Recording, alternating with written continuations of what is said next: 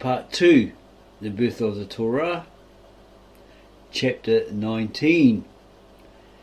The Babylonian exile witnessed the birth of the Torah book, or the Book of Instruction. Ever since King Josiah had established the Book of the Covenant as the basis of natural life, the thought of a constitution, as it were, continued to pervade the thoughts of the people. Out of the religious ferment of the exile, this constitution was to emerge. After destruction, exile, remorse and contrition seized the people, rising out of their sense of sin and estrangement from God. The simple faith in God's nearness and immanence in Israel's history was shattered. It was as if the ancient covenant had been broken. By acts of repentance, the people sought to heal the breach that had opened between them and God, and to renew the covenant. This meant first to observe the Torah that was given the people as the basis of the ancient covenant.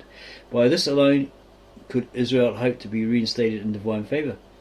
The idea of collecting all the ancient traditions into one book, which could serve as the constitution of the penitent community, came into being.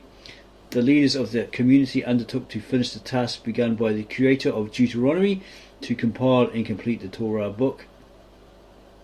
Scholars disagree concerning both the process and the exact date of this fulfillment. The early modernist position contended that P, as the later school of writers, edited the earlier J, E and D materials, the priestly, P stands for the priestly, J and D materials, and then reworked them into their present form. For them, J and P are known as successive schools or traditions, each of which built upon the foundation stones laid by its predecessors, or those that came before them. The contemporary modernists, on the other hand, preferred to look upon J, E, D and P as parallel schools, each of which developed simultaneously from antiquity until they were brought together in the Torah book. The contemporary view has been explained by Yehezkel Kaufman in these words: the ideas, the religious and political symbols of the Torah were fully formed by the time of the early monarchy. The literature continued, of course, to develop and pass through successive formulations, but the symbols and ideals of early times remained intact. The following charts will indicate further the different views of the early and contemporary modernists. Early modernists, successive schools from 850 to 550, from 550 to 450, J-E, J-E-D, J-E-D, P, J-E-D, P.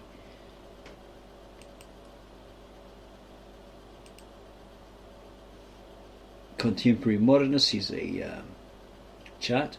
In the above chart, the broken lines signify the informal tradition in its oral and written forms, while the solid lines signify the transmission of the formal tradition in written form. Notice that all the traditions are parallel developments growing out of the ancient period, although each was subject to a special development in the circle which preserved it.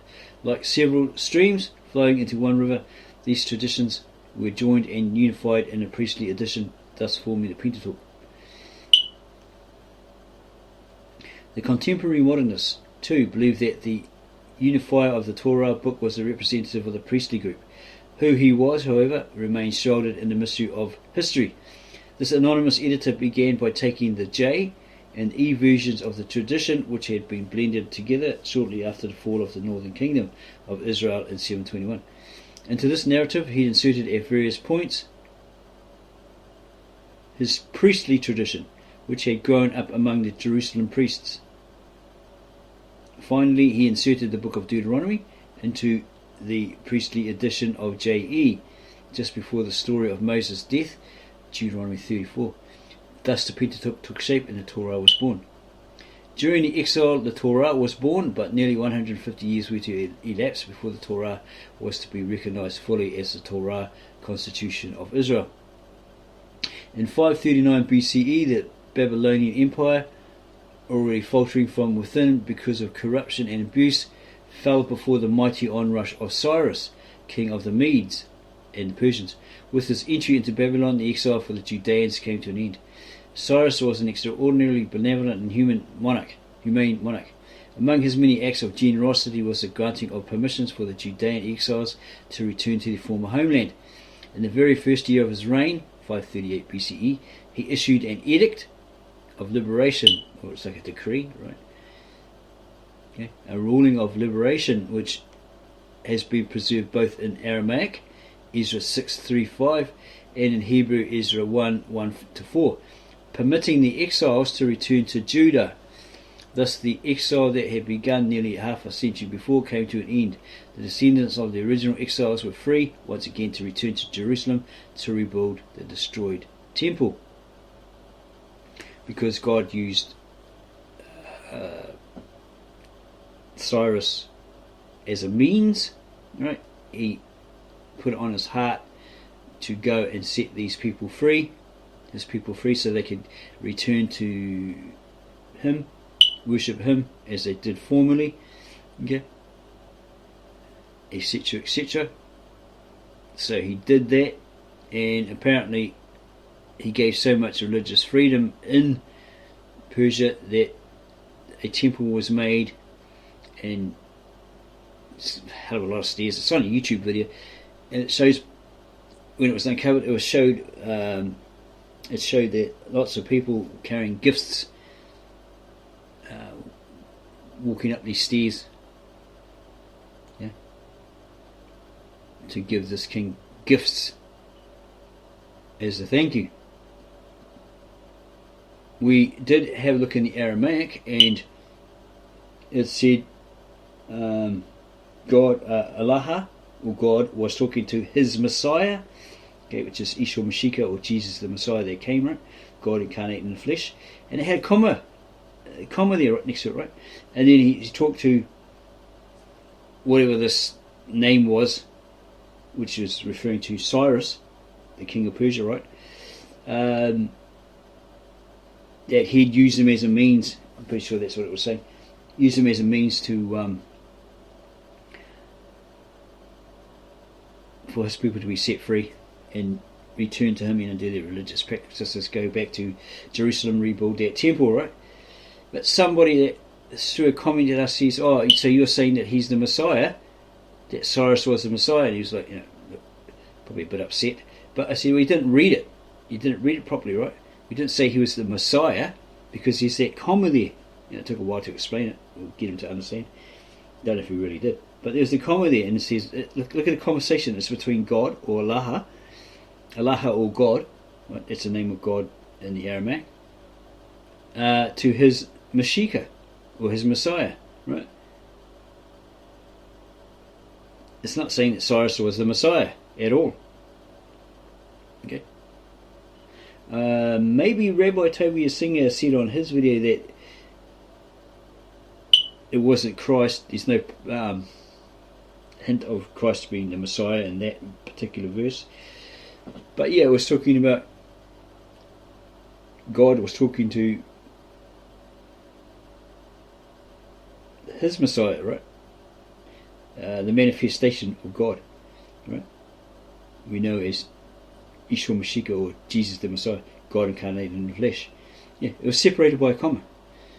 It's just this guy didn't read it properly. Well, we're probably to blame as well. I didn't explain it properly either.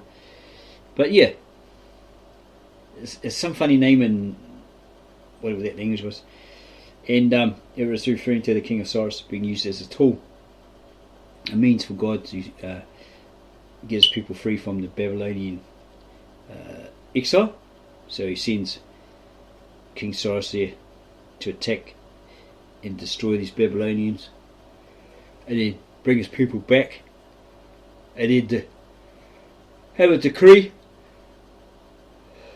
or an edict of liberation, yeah, permitting the exiles, those Jews, to return to Judah. The descendants of the original exiles were free once again to return to Jerusalem to rebuild the destroyed temple. So you had the first temple, then you had the second temple, by the looks of it, that they rebuilt. And it says here, at this time there also appeared to an anonymous prophet whose words had been attached to the book of Isaiah, Isaiah 40-55, and who was therefore called Deutero Isaiah, or the second Isaiah. He encouraged all to return, for Yahweh would be glorified once again. This was a new era of hope. Yahweh would forgive Israel's past sins, the exile would be brought to an end, and once again Israel would be Yahweh's people and Yahweh would be its God. Thus the Old Covenant motive was revived by the prophet as he gave encouragement to his generation. Moreover, Yahweh not only would redeem Israel, but also give Israel a special role in the redemption of mankind. Israel was to be a light unto the nations, who by her example would lead the nations. Israel's election as Yahweh's servant was for responsibility. There would be times when the task would involve hardship and even suffering. Yet Israel would not fail, for Yahweh was indeed the universal God. Yahweh's majesty and might testified the prophet were the very foundation of creation and were revealed in the destinies of nations. And here's Isaiah 42, 1-7. Despite the generosity of Cyrus and the inspiring words of Isaiah, it should not be assumed that everyone welcomed the return with equal enthusiasm. Although the Bible tells us that 50,000 did choose to make the journey, scholars are more inclined to believe that this figure was expanded by a later writer. A much smaller group made the first return, and gradually over the years others joined them. Yeah, so maybe there's a bit of exaggeration there. Herodotus had lots of exaggeration, saying there was only 300 in that pass, that fought off the Persians, but there was actually 900 because they had the one lot left, and this other group had stuck with them right till the bitter end. Maybe those Athenians had left, and these others stuck with them till the end. A much smaller group made the first return, and gradually over the years others joined them. At no time, however, was there a mass migration from fertile, prosperous Babylon to poor, desolate Jerusalem. The first returnees, moreover, found much to delusion them, with the result that others were deterred further from following in their footsteps. In fact, many exiles had so prospered that they were quite loath to give up their hard-earned gains. For others, the thought of returning to an impoverished and devastated Jerusalem seemed like a foolhardy venture. So they must be making some sort of money, wealth, whatever, goods, a great amount of goods. So yeah, we don't want to leave. We're doing great here in Persia. We're thriving. In Jerusalem, the returnees met with resistance, not only from the local inhabitants, but also from the Samaritans, who were descendants of the survivors, who had remained in the northern kingdom of Israel after its fall in 721 BCE. They had intermarried, however, with the people whom the Assyrians had transported to Israel, and had begun to follow practices foreign to the covenant with Yahweh. When the returned exiles refused the Samaritans permission to participate in the rebuilding of the temple because they had not remained faithful to the covenant, the Samaritans undertook a campaign to hinder the resettlement. They complained to the Persians, accusing the returned exiles of disloyalty.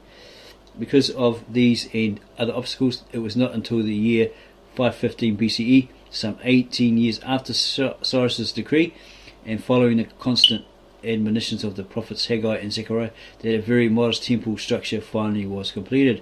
Even then, life in Jerusalem was filled with constant struggle.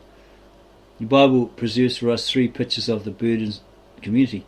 For example, the book of Obadiah reflects the pressure of neighbouring Edom, which resented strongly the re-emergence of Judah, whose territory it coveted.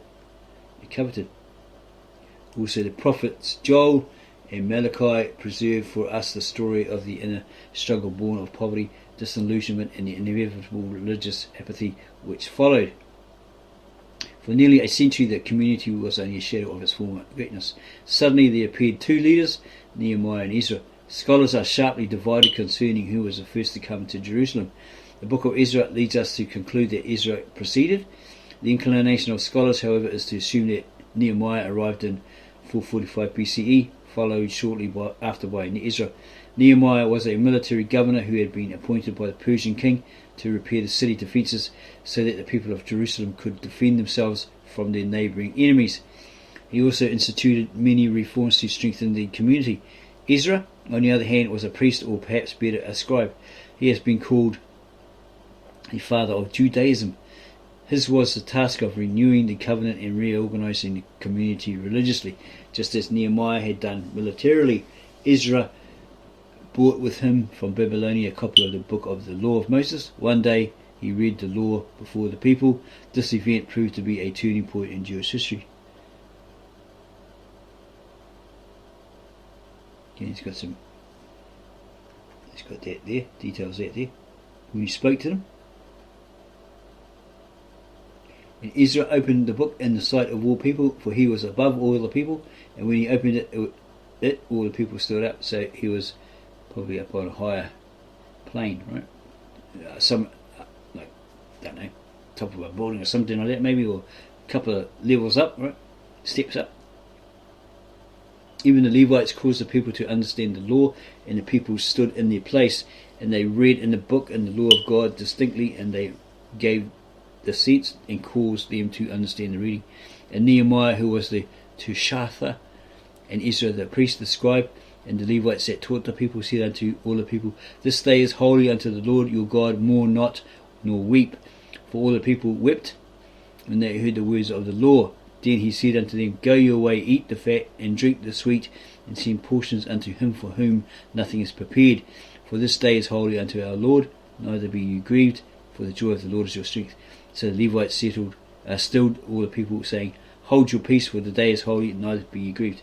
And all the people went their way to eat and drink, and to send portions, and to make great mirth, because they had understood the words that were declared unto them. And on the second day we gathered together the heads of fathers, houses of all the people, the priests and Levites, unto Ezra the scribe, even to give attention to the words of the law.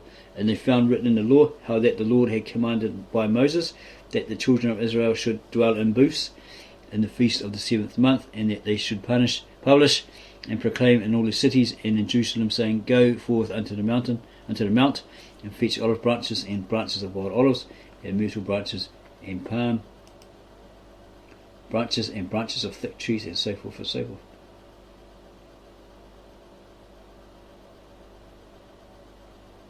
It's information here.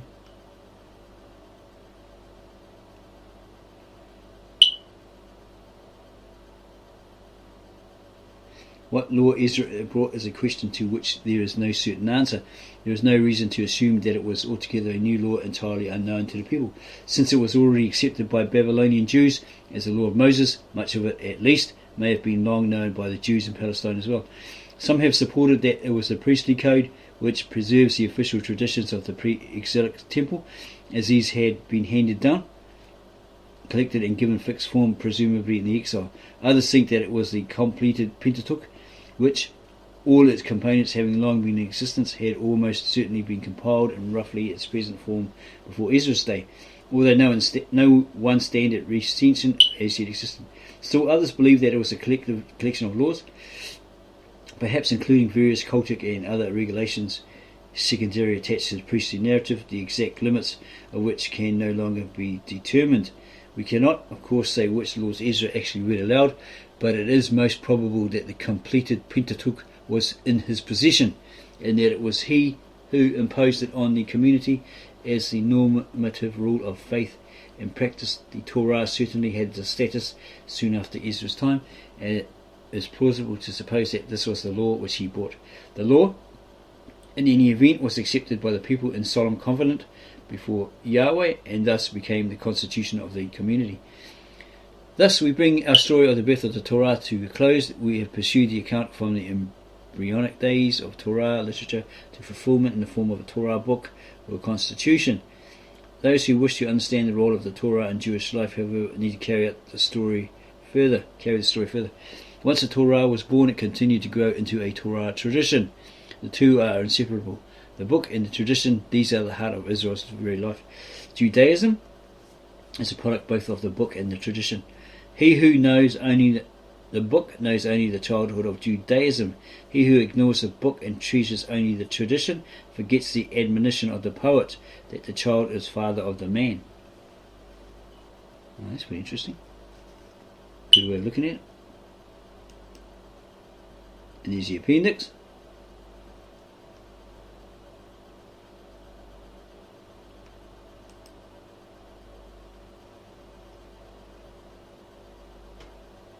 Chapter 10, the J School, the primeval tradition, the creation and fall of man, the first murder, Cain and Abel, and so forth.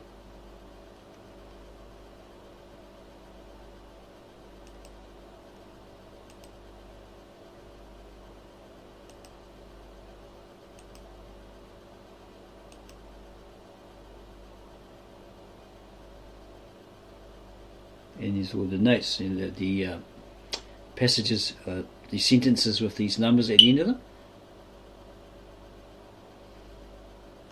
giving you explanation of what we're trying to get at or referring to.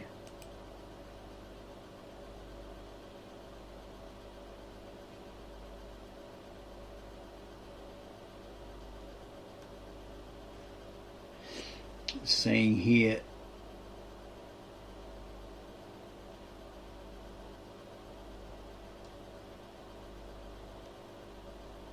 the heroic doings of the patriarchs Abraham, Isaac and Jacob, as described in the book of Genesis, were discounted as mere myth. The very existence of Moses was doubted. Joshua was believed to have had little or nothing to do with the Israelite conquest of Canaan.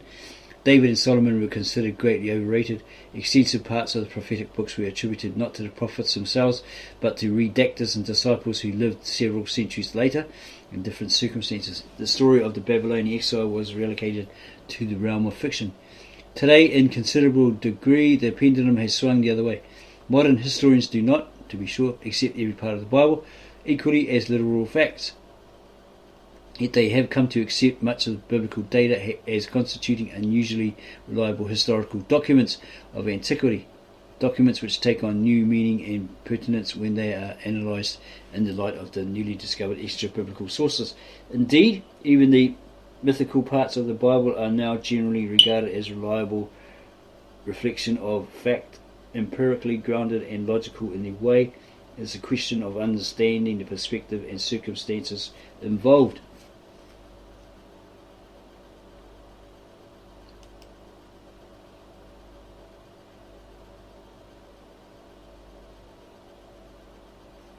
This is in regards to prophets. A prophet deserves honour not because he foresees the coming event, but because he sees the meaning within the current event. It is a prophet's gift of insight, not his foresight, that sets him apart.